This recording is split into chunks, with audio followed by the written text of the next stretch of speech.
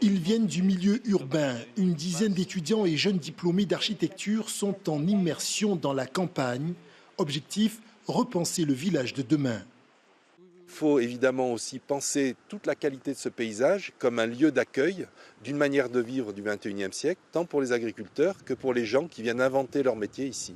Situé à plus de 1100 mètres d'altitude dans la vallée du Venson, Auton a vu sa population doubler en 30 ans.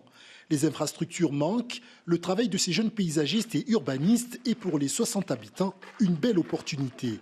C'est quelque chose de formidable pour leur avenir aussi. Et nous, ça nous permet, avec ces jeunes-là, avec souvent des techniques nouvelles, une vue nouvelle des choses, d'en tirer un profit.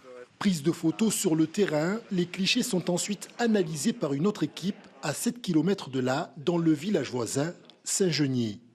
Beaucoup de jeunes sont partis faire leurs études et reviennent habiter là pour s'installer en tant qu'agriculteurs ou autres. Donc on est plus dans cette optique de développement de village. Comment et où est-ce qu'il faut placer les nouveaux objets, les maisons, les hangars pour travailler ou les locaux, et aussi accueillir d'autres équipements, puisque quand on habite quelque part, on a forcément besoin de salles des fêtes, de bars, d'activités qui nous permettent de vivre.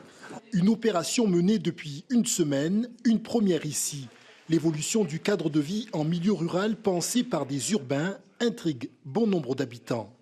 Ça génère plein de débats, moi j'y ai assisté et du coup je suis curieux qu'il y ait un projet même qui soit un peu fou pour un petit village comme ça et qu'on embraye derrière pour un développement. Saint-Genier, Auton, 2 villages de montagne entre Digne-les-Bains et Sisteron. Les études seront présentées ce week-end aux élus et à la population. Une expérience qui sera renouvelée ailleurs par l'école d'architecture de Marseille.